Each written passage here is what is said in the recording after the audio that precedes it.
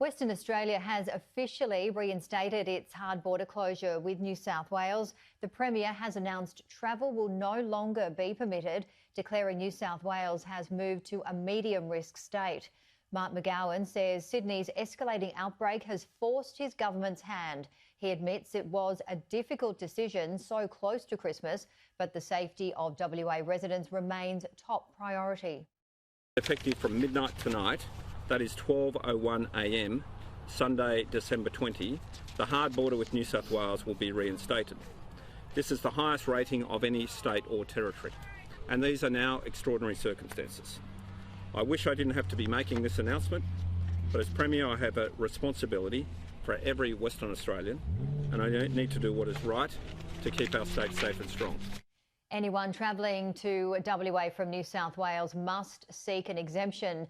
They are only available for government officials, Commonwealth MPs, active military personnel and for people carrying out crucial transport.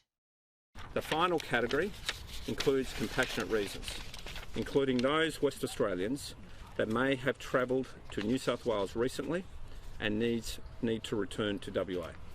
These people will be assessed on a case-by-case basis.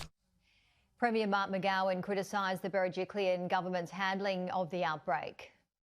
I just say to New South Wales, they need to get it under control. They need to get it under control.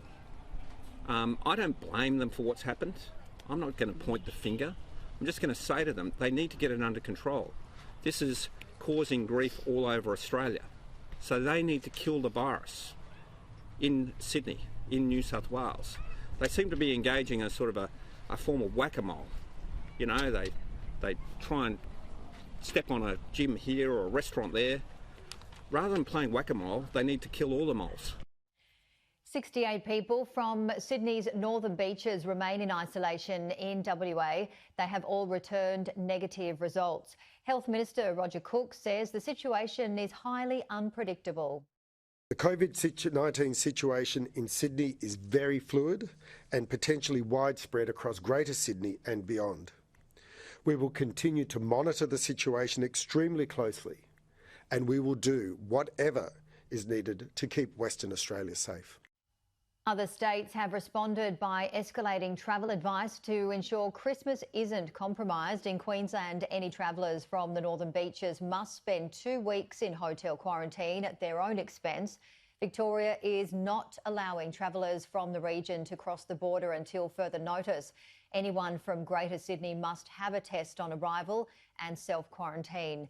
The Northern Territory has restricted travel from the northern beaches. Anyone who has been there must spend 2 weeks in hotel quarantine at their own expense. And Tasmania has declared Greater Sydney a hotspot, meaning anyone from the area who travels to the state will be required to spend 2 weeks in hotel quarantine.